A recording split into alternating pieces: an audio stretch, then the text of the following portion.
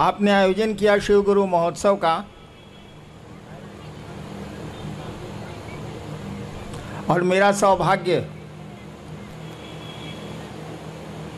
कि मुझको यहाँ आने का अवसर मिला, सुअवसर मिला।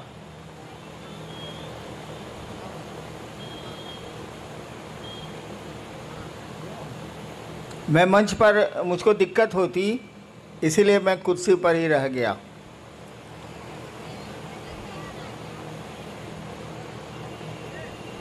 अब शरीर बूढ़ा हुआ ना भाई, 72 में घुस गया मैं, 72।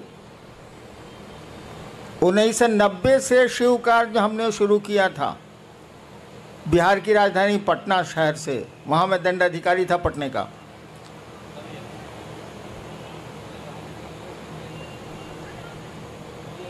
उन्नीस साल हो गए ना, क्या सर?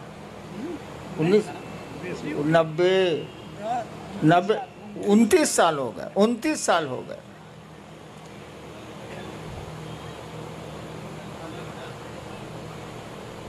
पहले तो इस बात को आप समझ लीजिए, शिव शिष्यता में आदमी गुरु नहीं है। शिव शिष्यता में इंसान, आदमी गुरु नहीं है। शब्द ही बोलता है शिव शिष्यता, यानी भगवान शिव की शिष्यता। यहाँ गुरु हम लोगों के हैं भगवान शिव। यहाँ किसी को गुरु मत मानिएगा, गुरु मत समझिएगा। शिव शिष्यता में सभी शिष्य हैं, सभी भाई बहन हैं। गुरु तो एक है, जो महादेव है, जो शिव है। और शिव गुरु महोत्सव या शिव गुरु चर्चाओं में उपदेश नहीं दिए जाते। यहाँ उपदेश नहीं दिया जाता। हम लोग अपने गुरु शिव की बात करते हैं, लोगों को बताने की कोशिश करते हैं कि वह जो महादेव है, वह जो शिव है, जिसकी पूजा इस देश के बड़े भूभाग में हजारों साल से हो रही है, जो घर घर का बाबा है। आप लोग भी जानते होंगे, बिहार में तो ये कहावत प्रचलित है, चंदा मामा सबके मामा, शिव घर घर के बाबा। शिव घर घर के बाबा, चंदा मामा सबके मामा। यानी बाबा तो वो है, और पोतों को और परपोतों को या फिर नीचे बाबा की संपत्ति में सुख भोगने का अधिकार है। भारत का कानून भी कहता है। और हम लोग ले भी रहे हैं, हवा उसकी, जमीन उसकी, पेड़ उसके, नदियां उसकी, समुद्र उसके, सब कुछ उसका, हम उसके, तो भोग भी रहे हैं। हमने कहा कि उसी बाबा से सीखने की कोशिश करो, तो उसी महादेव से सीखने की कोशिश की जाए। मैंने कोशिश की थी, आपको मंडल सर ने बताया कि 15 साल तक मैं भी बचपन से भटकता रहा। मेरे फादर एसडीओ थे, उनको खराब लगता था कि बच्चा मेरा, बड़ा बेटा है, श्मशान में घूमता रहता है। 15 साल भटकने के बाद तरह तरह की क्रिया, तरह तरह के लोग, तरह तरह के साधु, तरह तरह का घोरी। अफसर का बेटा था, छूट तो इतनी थी ही, असम्मान भी था। एक दिन श्मशान में बैठ के मैं सोच रहा था कि इतने साल तो मैंने बर्बाद कर दिए। पढ़ाई भी छूटी, पढ़ाई में मन कम लगेगा। रात भर मसान में कोई रहेगा तो पढ़ेगा क्या हो।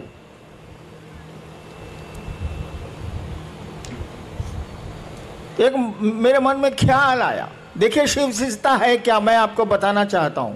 मैं अपनी कहानी नहीं सुनाना चाहता। शिव शिष्यता क्या है ये इसको देखिए।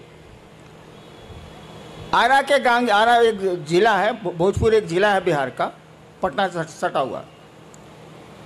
वहाँ एक श्मशान में मैं रात के करीब 12-1 बजे बैठ के सोच रहा था, नदी थी, बैठ के सोच रहा था। श्मशान तो अंधेरा होता ही है, कोई आदमी होता नहीं। मेरे दिमाग में एक बात आई कि गुरु भगवान होता है तो ये भगवान गुरु काहे नहीं है। बस एक बात आ रही है और कुछ नहीं हो रहा है। मेरे आसपास कोई कुछ नहीं है, नदी है सामने, श्मशान का सन्नाटा है, अंधेरा। मेरे दिमाग में एक बात आ रही है, सभी कहते हैं कि गुरु भगवान होता है तो ये भगवान गुरु काहे नहीं। और हमने सोचा कि अब हम भगवान को गुरु बनाएंगे। अकेले बैठ के हम सोच रहे हैं भगवान को गुरु बनाएंगे। 1974, शायद बहुत लोग उसमें उस समय पैदा भी नहीं होंगे आप लोग। मैं पटना यूनिवर्सिटी में कानून का विद्यार्थी था, लॉ का।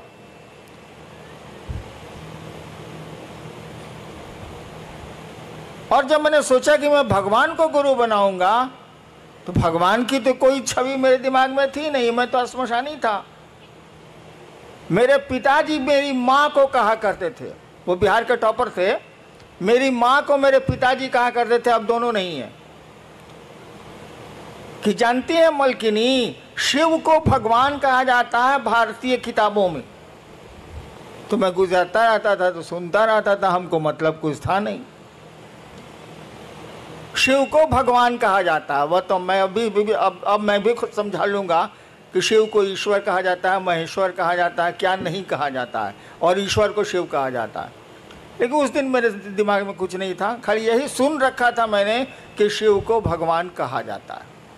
तो जैसे मेरे दिमाग में आई ये बात कि मैं अब भगवान को गुरु मानूंगा, अब इंसान को मानूंगा ही नहीं, तो शिव मेरे दिमाग में आए। कहे बाबूजी तो कहते हैं कि शिव ईश्वर का नाम है। मैंने शिव को गुरु मान लिया उसी क्षण। नवंबर का महीना था, देखिए आज 30 नवंबर भी है, तिथि तो याद नहीं है, यही महीना था वो। और यहाँ तो ठंड पड़ती नहीं है, उस इलाके में थोड़ी ठंड आ गई। और मैंने शिव को गुरु मान लिया, सो मोटो, मैंने हिंदी बोलूँ तो अपने मन से। किसी ने हमको नहीं बताया, ना मैं जानता था कि शिव गुरु है, मुझे कुछ पता नहीं था, मैंने मान लिया। आगे की घटनाएं तो बहुत लंबी चौड़ी हैं। मैं ये आपको सुनाना चाहता हूं कि मात्र एक ख्याल, मात्र एक विचार मेरे मन में उठा था 1974 के नवंबर में। मैं कॉलेज का विद्यार्थी था और उस ख्याल पर मैं खड़ा रह गया, उस विचार पर मैं खड़ा रह गया। और आगे की घटनाओं ने ऐसा मोड़ दिया। आपको तो विश्वास भी है शिव पर। मैंने तो क्रिया खाई थी, 3 काम मैं नहीं करूंगा। आप आसमान से उतरेंगे जैसा फोटो में दिखते हैं, मैं आपसे कुछ नहीं सीखूंगा। आदमी के रूप में आइएगा और कहिएगा मैं ही महादेव हूं, मैं आपसे कुछ नहीं सीखूंगा। और उसी समय ये क्रिया भी हम खाए थे। और तीसरी शर्त मैंने बनाई थी कि जब गुरु ही बदल लिया, जब मास्टर मेरा बदल गया, तो पहले का मास्टर साहब का पढ़ाई कौन सी पढ़ना है। और मैंने छोड़ दिया, छोड़ भी दिया, उसी क्षण से छोड़ दिया। आगे की घटनाओं ने मुझको 8 साल में बताया। 8 साल तक मैं चुप रहा, किसी से कुछ नहीं बोलता था। अरे डिप्टी कलेक्टर था, ये काम करना ही है, कचहरी जाना ही है, ये करना वो करना, वो करता था। अपनी पत्नी को छोड़ के मैंने किसी को नहीं कहा कि मैंने शिव को गुरु माना। 8 साल तक मैं चुप रहा। मुझको लगता था कि आदमी धोखा देगा तो उसको पकड़ के चारों गाड़ियों देंगे, सारा ये महादेव धोखा देगा तब क्या करेंगे। इसलिए मैं बोलता ही नहीं था कि ना बोल पे नहीं करें।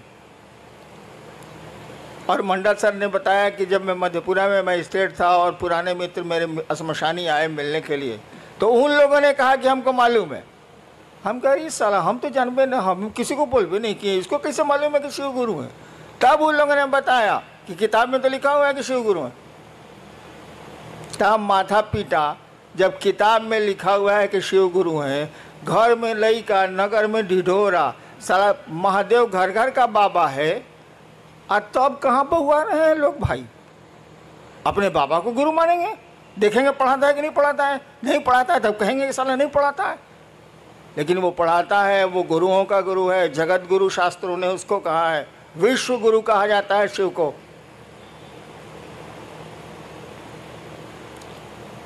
और परिणाम काम करते हैं, रिजल्ट काम करता है, विचारों में ताकत जो होती है ना वो काम करती है। मैं तीसरी बार शायद सूरत आया हूं, या दूसरी या तीसरी बार। कहाँ कहाँ जाऊंगा, कहाँ कहाँ जाता हूं। अब तो शरीर भी काम उतना नहीं करता, लेकिन शिव का काम हो रहा है कि नहीं। एक बहुत बड़े पत्रकार ने मुझसे पूछा कि पूरे देश में शिव गुरु का काम चल रहा है, मैं तो घूमता हूं, इसका रहस्य क्या है। हमने कहा इसका रहस्य कुछ नहीं है, मैं कहाँ जाता हूं, 32 साल तो सरकार में था। विचार फैलते हैं, विचार में ताकत होती है। और आज देखिए सूरत में इस कड़ी धूप में आप यहाँ उपस्थित हैं, इतने लोग उपस्थित।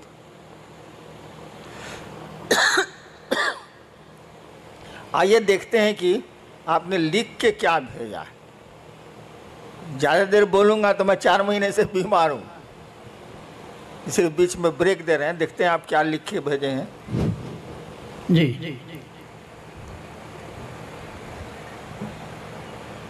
आर.के. यादव इच्छापुर सूरत से, इनकी जिज्ञासा है कि रांची से नमः शिवाय करने के लिए बल दिया जा रहा है, क्या यह सही है? यदि सही है तो नमः शिवाय कैसे किया जाए, कृपया बताने की कृपा की जाए। शायद आर.के. यादव जी को मालूम नहीं है, लिखे हैं रांची से। रांची में पागल खाना भी है।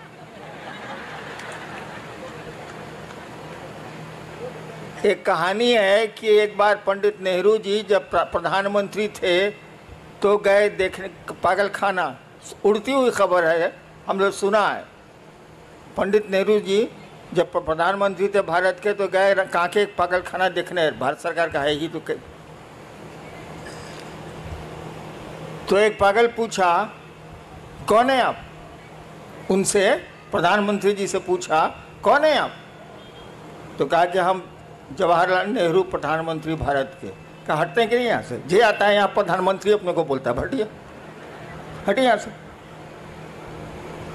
यादव जी ने गलती कर दी, लिख दिया रांची से, तो वहाँ पागल खाना भी है।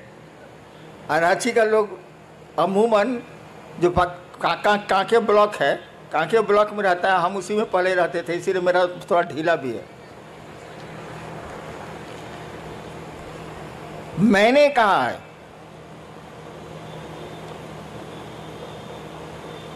कि आपको नमः शिवाय करना चाहिए। आज तक तो सिस्टम रहा है कि मंत्रों को गोपनीय रखा गया, लेकिन शिव शिष्यता में क्या गोपनीय रखा जाए, हमको बताइए आप। वो जगत का गुरु है, जगत के एक एक आदमी को ये अधिकार है कि उस शिव को बिना किसी के परमिशन के वो अपना गुरु बना सकता है। विश्व गुरु है वो, तो उसकी चीजें कैसे गोपनीय रह सकती हैं? जिसके 5 चेला हों वो ना गोपनीय रखेगा, जिसका संसार ही चेला बन सकता है वो क्या गोपनीयता। तो हमने कहा कि आप नमः शिवाय करें, इस पंचाक्षर को करें आप, इससे आपके लौकिक कष्ट भी कम होंगे और थोड़ा मन भी आपका शिवगामी होगा, शिव की ओर चलेगा। नमः शिवाय करने का तो 2 ही तरीका है। एक आप किसी माला पे कर सकते हैं 108 बार। दूसरा, सांस प्रश्वास भी एक माला है। माला कई तरह की होती है, कमल गट्टे की भी होती है, रुद्राक्ष की भी होती है, किसी चीज़ की हो सकती है, तुलसी की भी होती है। सांसों की माला भी माला ही है। हमारी आपकी सांस चलती है ना, ये 24 घंटे में 27,600 बार चलती है, जैसा मुझको याद है। यानी सांसों की भी माला है। सांसों की माला पर मंत्रों का आवागमन, मंत्र आए और गए, आवागमन देखा जाता है। तो नमः शिवाय जो आपका शिव का पंचाक्षर मंत्र है, आपके गुरु का मंत्र है, उसको सांसों पर चढ़ाइए नमः और शिवाय सांस से जाने दीजिए। ये आप जब याद पड़े 5 बार, 2 बार, 3 बार अपने गुरु को प्रणाम करिए नमः शिवाय से। खिचड़ी मत करिएगा। बहुत लोग करते हैं क्या कि सांस पर भी कर रहे हैं या माला पर गिनती भी कर रहे हैं। मैंने स्टेशन जाने के लिए एक टांग रिक्शा पर रखे, एक टांग बस पर रखे, साले चितरा नहीं जाएगा। आप बताइए, हमको अभी स्टेशन जाना है, कल जाना है स्टेशन, हम एक टांग रखें टेम्पो में, एक टांग रखें बस में, तो मेरा क्या हाल होगा? अरे कोई एक ही सिस्टम ना अप्लाई कीजिएगा। जब मन करे आप टेम्पो से जाइए, मन करे बस से जाइए, दोनों पर एक के साथ कैसे चढ़िएगा? ठीक उसी तरह से सांसों पर अगर मंत्रों का जप होगा, उसकी गिनती नहीं होती। गिनती तो किसी की नहीं होती। रुद्राक्ष के माला की भी गिनती नहीं होती, क्योंकि गिनती किया हुआ है, तो गिनती कौन सी कर रहे हैं? अरे भैया 108 बार माला में डाला हुआ है ये बीड्स, जिसको अंग्रेजी में कहते हैं दाना, तो उसको गिनती कौन सी कर रहे हैं? नमः शिवाय 108 बार, वो तो गिनती किया हुआ है। सांस आपकी गिनती की हुई है, ये 24 घंटे में इतनी ही बार चलेगी, तो गिनती नहीं करनी है। न माला पर गिनती करनी है, न सांस पर गिनती करनी है। अरे नमः शिवाय करना है, तो माला और सांस खिचड़ी मत बनाइएगा। एगो टांग टेम्पो पर, एगो टांग बस पर, ये माफिक चलबे नहीं बाबा, ये नहीं चलेगा। माला पर करिए, स्वतंत्र रूप से करिए, सांस पर करिए, स्वतंत्र रूप से करिए, और करिए तो माने मंत्रों में शिष्यानुभूति पढ़िएगा, मैंने लिखी है। मंत्रों में भाव प्रवेश आवश्यक है। यानी आप नमः शिवाय किए, सोच रहे हैं खिचड़ी पकी कि नहीं पकी, ये तो मंत्र जप नहीं हुआ। नमः शिवाय किया तो सोचिए कि अपने शिव को, नमः शिवाय का मानी क्या है? शिव को प्रणाम। नमः शिवाय किया तो सोचिए कि शिव को प्रणाम आपका मन कर रहा है। सोचिए, शरीर नहीं झुकाना है, हाथ नहीं उठाना है, मन आपका शिव को प्रणाम कर रहा है। दोबारा फिर नमः शिवाय करिए तो सोचिए कि मन आपका शिव को प्रणाम कर रहा है। इस तरह से 108 बार करिए। इस तरह से सांसों पर जपिए। सांस पर जपिएगा तो याद पड़ जाएगा, उसमें दिक्कत नहीं है। लेकिन माला पे, माला जैसे कीजिएगा, खिचड़ी याद आने लगेगी, चोखा याद आने लगेगा, अचार याद आने लगेगा। इसीलिए सोचिए कि नमः शिवाय का अर्थ होता है शिव को प्रणाम। आपका मन शिव को प्रणाम करे, तब नमः शिवाय का अर्थ हुआ, नहीं तो नमः शिवाय का क्या अर्थ? नेक्स्ट। मुंबई से भाई उर्वेश, इनकी जिज्ञासा है कि शिव भगवान और शिव गुरु में क्या अंतर है? कोई अंतर नहीं है। भगवान शिव और शिव गुरु में क्या अंतर है? महाकाल और महादेव में क्या अंतर है? अघोरेश्वर और शिव में क्या अंतर है? अरे एक ही सत्ता के कई काम हैं, इसीलिए कई नाम हैं। सत्ता तो एक ही है। मैं ही हूं, मैं एक हरिनारायण। मैं सरकार में ज्वाइंट सेक्रेटरी भी था, गाड़ी भी अच्छी चलाता हूं, पिस्टल भी बढ़िया चलाता हूं। तो आप कहेगा कि एक बार मैं गया था सीवान, तो गाड़ी खुद चला रहा था, एडीएम था उसमें पटना में। मैं सीवान गाड़ी बैक कर रहा था, बाजार का दिन था, कुछ महिलाएं थी, हमको कोई चिंता, गांव कितना जाते हैं हम। तो पीछे से किसी महिला ने कहा, ए ड्राइवर साहब लौको तो नहीं खे। हमारा साथी बगल में बैठा हुआ था कि है बॉस, आपको तो एडीएम से ड्राइवर बना दिया। तो जैसा काम कीजिएगा वैसा ही नाम न होगा। तो शिव गुरु और शिव भगवान शिव या कोई शिव का जो रूप है, सभी रूप उन्हीं के हैं, उसमें कोई फर्क नहीं पड़ता है, काम अलग अलग है, सो दिमाग में रखिएगा। गुरु से मांगिएगा तो जो चीज़ आपके लिए गड़बड़ हो जाएगी भविष्य में, वो नहीं देगा। महादेव से मांगिए तो लोग की शक्ति दे दिया ना, रहा न कोई रोवन हरा। क्या मांग रहे हैं, किससे मांग रहे हैं, एक ही आदमी वो। गुरु से मांगिएगा तो वही देगा जो आपके लिए शुभ होगा। महादेव से मांगिएगा तो मांगिए, वहाँ पहुँच हो गई तो जो मन करे सो ले लीजिए, लूटा जाइए चाहे लूट लीजिए। महाकाल से मांगिएगा तो उतना किसी से दोस्ती करता है ना दुश्मनी करता है, कालनी संगी होता है, उसकी संगति किसी से नहीं होती है। कहा जाता महाकाल तेरी दया भी छलना है। महाकाल से दया मांगिएगा तो वो छल देंगे। काल किसी का दोस्त होता ही नहीं, न किसी का दुश्मन होता है न किसी का दोस्त होता है। सत्ता तो वही है, एक ही शिव हैं, वही ज्ञानदाता के रूप में गुरु हैं, वे ही महाकाल हैं, वे ही सब कुछ। नेक्स्ट, ये सूरत पांडेसरा जगह है, भाई आशीष सिंह हैं, इनकी जिज्ञासा है कि आओ चलें शिव की ओर, इस पंक्ति का भावार्थ समझाने की कृपा करें। भावार्थ, शब्दार्थ नहीं बुझा रहा है। एक बार ऐसे ही हमने बोल दिया था, कैद मांगी थी रिहाई तो नहीं मांगी थी। अब चर्चा में इस पर जिज्ञासा हो गई हमको कि इसका क्या अर्थ हुआ। हमका महाबकलोल है सब। अरे कैद मांगी थी, मैंने जेल मांगा था, इस साल हमको छोड़ काहे दिया, ये पूछना क्या है।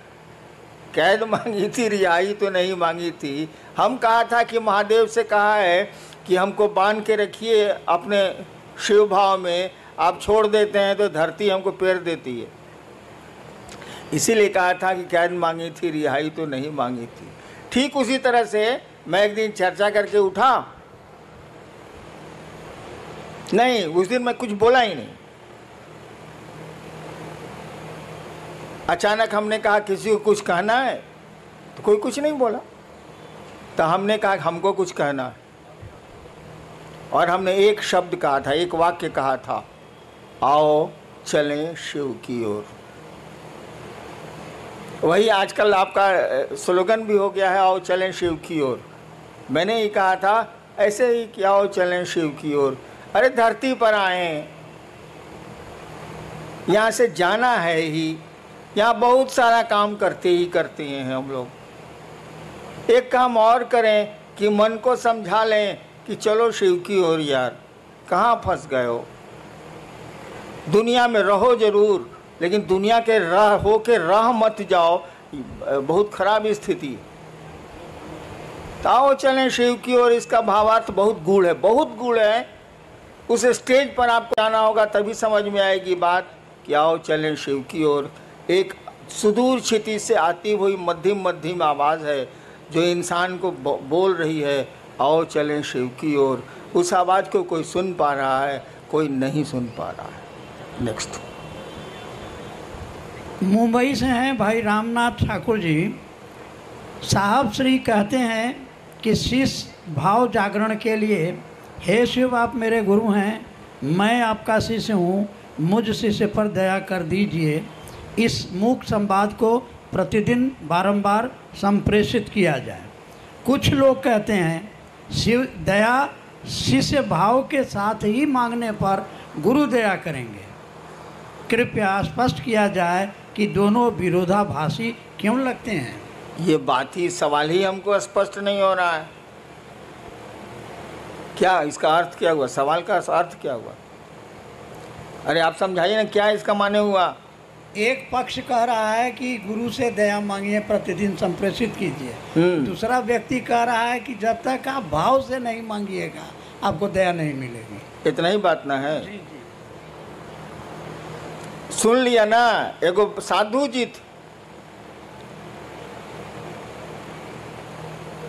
तो उनको गांव वाला लोग बुलाया कि आइए, बड़ी दिन से आप गांव के बाहर रहते हैं पहले के ज़माने में, आज गांव में के आपके सम्मान में एक प्रीति भोज देंगे, मैंने खाने पीने वाला प्रीति भोज। आप नहीं दे रहे हैं हमको, लेकिन उस साधु को दिया था।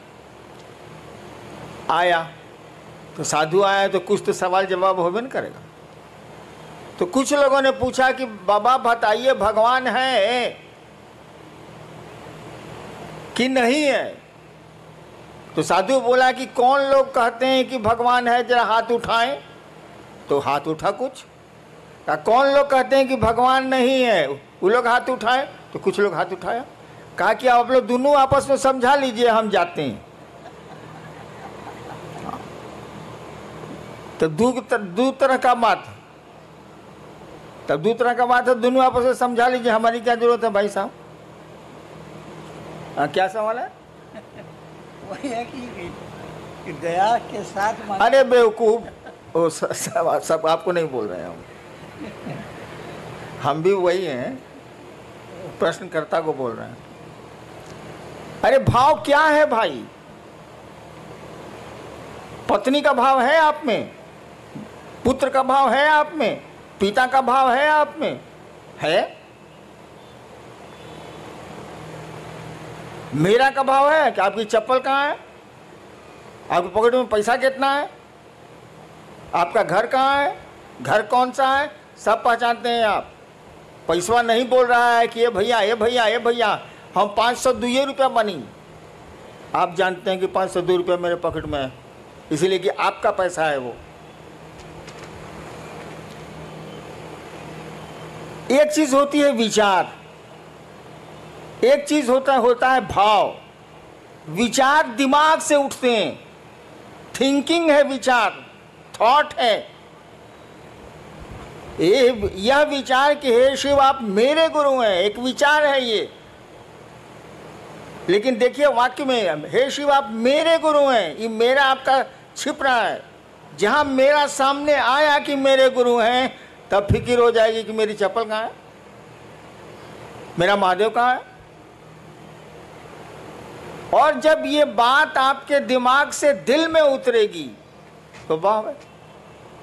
भाव कुछ नहीं है बाबू, जो बात दिल से उठती है वो भाव है, जो बात दिमाग से उठती है वो विचार है, और कुछ नहीं है। तो कहा गया कि विचार को बार बार अपने दिमाग में आने दोगे तो ये दिल में प्रवेश कर जाएगा। उदाहरण दें, हम लोग बहुत जगह अफसर रहे हैं, बाबूजी भी अफसर रहे हैं, तो बदली होती रहती थी, अफसर कॉलोनी थी। पत्नी ने एक दिन आपसे कहा कि जो पड़ोसी है ना अफसर, वो बढ़िया आदमी है, सो आज केला भेजा था बच्चों के लिए। ठीक, ये विचार है, सूचना आपको मिली है। फिर दूसरे दिन पत्नी ने कहा कि उसकी बीवी कद्दू भेजी है सब्जी के लिए। खाली आपके दिमाग में न्यूज आ रहा है, विचार आ रहा है। धीरे धीरे आपको लगेगा कि पड़ोसी बढ़िया आदमी। एक दिन आपकी पत्नी ने कहा कि देखिए ना उसको बुखार लग गया है उनके बचवा को, तो आप कहेगा चलो ना दिखाते हैं। देखिए अब दिमाग से बात दिल में आने लगी, उसके बच्चे को देखने आप जाने लगे।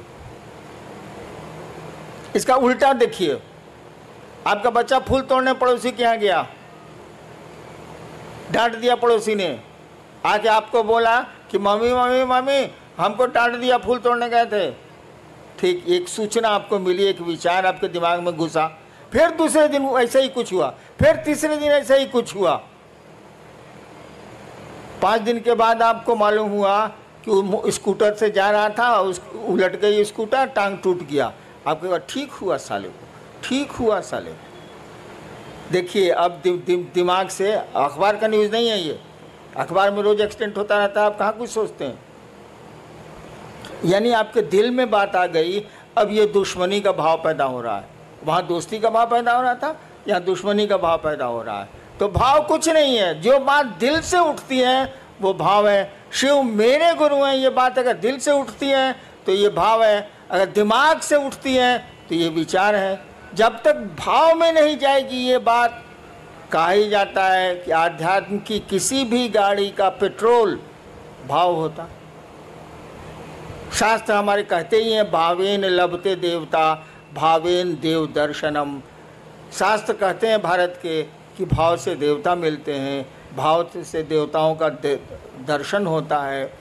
तो आध्यात्म की कोई गाड़ी का पेट्रोल भाव ही है, विचार नहीं। शिव मेरे गुरु हैं ये विचार रिजल्ट नहीं देगा, लेकिन जब मन में बैठ जाएगी बात कि शिव मेरे गुरु हैं, मेरा गुरु है, वो रिजल्ट आने लगेगा। नेक्स्ट जिज्ञासा नहीं है, एक निवेदन है। मध्य प्रदेश से रीवा से भाई अशोक आप लिख रहे हैं कि आज 3 साल से रीवा वो सिद्धि जिला में महादेव का काम हम लोग कर रहे हैं।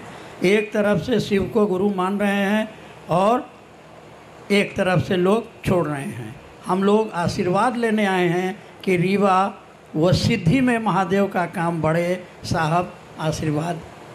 एक तरफ से लोग मान रहे हैं, एक तरफ से छोड़ रहे हैं। मैं महादेव का काम 40 साल से कर रहा हूँ। महादेव करा रहा है, हम कल करेंगे। कितने आए कितने गए।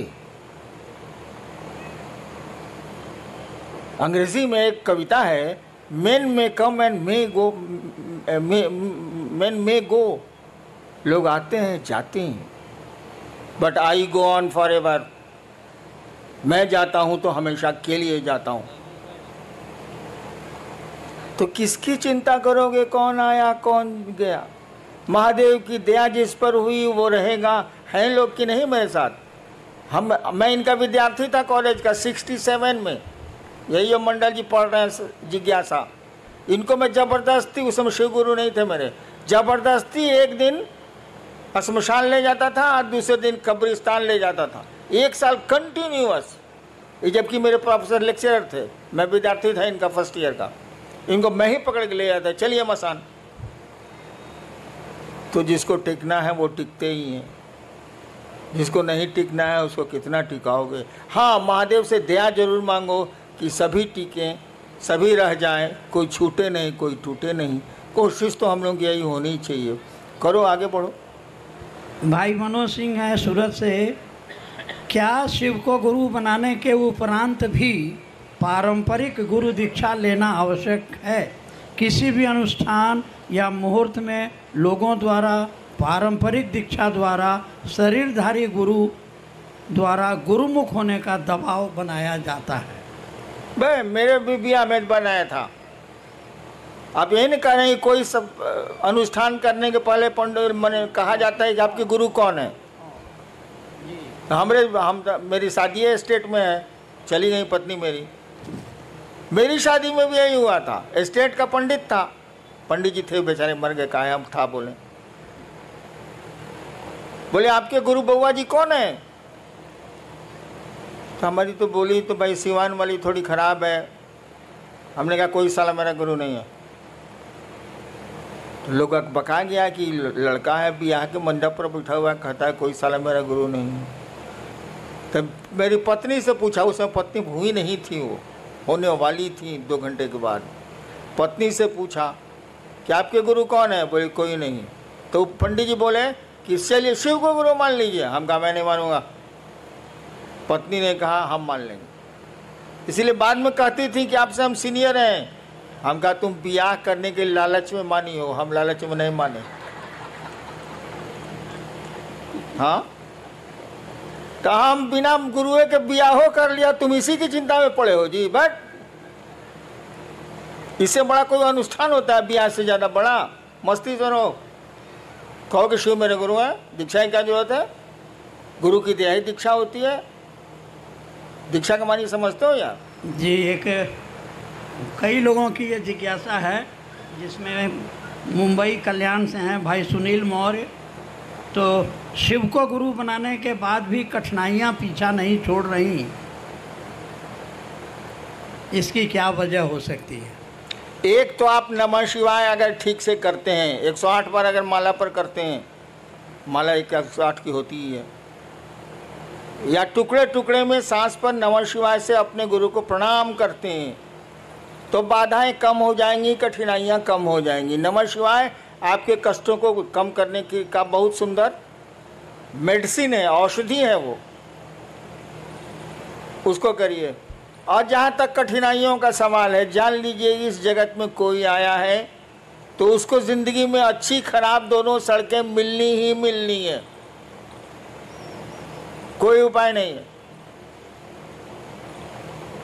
आपकी ज़िंदगी के रास्ते उबड़ खाबड़ मिलेंगे ही मिलेंगे, अच्छे 4 लेन भी मिलेंगे उसमें, लेकिन ज़्यादा खतरा यही है कि उसमें उबड़ खाबड़ ही रास्ते मिलेंगे आपको ज़िंदगी में। चलना तो पड़ेगा ही पड़ेगा।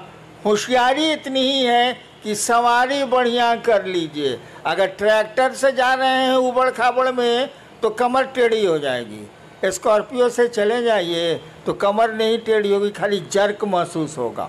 तो ज़िंदगी के रास्ते तो उबड़ खाबड़ मिलेंगे, सवारी ठीक कीजिए, शिव की सवारी लीजिए, जर्क तो उसके बाद भी महसूस होगा लेकिन कमर टेढ़ी नहीं होगी। रास्ते नहीं बदले जा सकते, सवारियां बदली जा सकती हैं। शिव की सवारी ले लो, शिवयान ले लो, यान माने सवारी, शिवयान ले लो, वायुयान, शिवयान ले लो, निकलते चलो निकलते चलो। थोड़ा बहुत तो जर्क लगता ही लगता है, अच्छी सड़क मिलेगी तो नहीं लगेगा। जीवन में कठिनाइयाँ आएंगी ही आएंगी।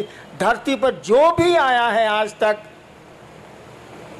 परेशानियों में रहा है वो, और उसमें उसने काम किए हैं।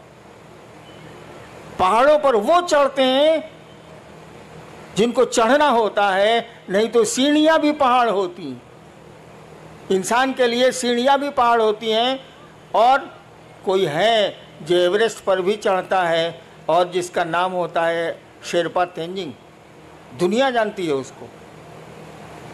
और कुछ लोग मिलेंगे कि आपके घर नहीं आ सकेंगे, एक पहला मंजिल पर आपका रहने का है, बड़ी दिक्कत है। कुछ लोग सीढ़ियों को पहाड़ बनाते हैं, कुछ लोग पहाड़ को सीढ़ियाँ इन इसीलिए इन चीज़ों से नहीं घबराना है। परेशानियाँ हो आगे बढ़ो, शिव की ओर बढ़ो, तभी मज़ा है, तभी किसी रिजल्ट का मज़ा है, नहीं तो कुछ मज़ा नहीं। चलना चाहिए क्या? आयोजक गण क्या मुझको अनुमति देंगे? चलिए भाई, सूरत का ये शिव गुरु महोत्सव, बैठिए आप लोग। एक मेरी दिल की इच्छा बताता हूं आपको, शायद पूरी हो पाए या नहीं, आप कर पाए कि नहीं। सूरत में मैं शिव की सूरत देखना चाहता हूं, उस महादेव की।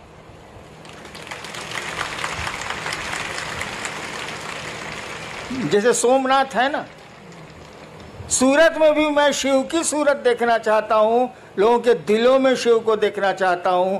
आप मदद करें, आप सहयोग करें, महादेव दया करें।